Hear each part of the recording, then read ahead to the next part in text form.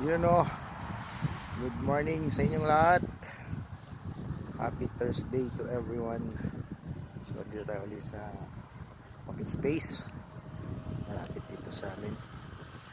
At mag-walking tayo dito sa open space dito na napakarami ng bulaklak.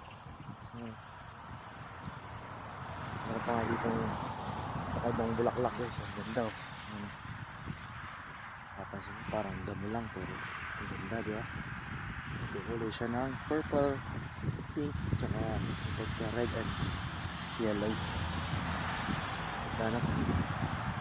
Daming bulaklak. So 9 AM pala rito ng umaga ngayon dito sa Europe, Croatia. At walking tayo konti, exercise at tsaka pasikat ng ito kay haring araw. Makakuha tayo ng konting vitamin C.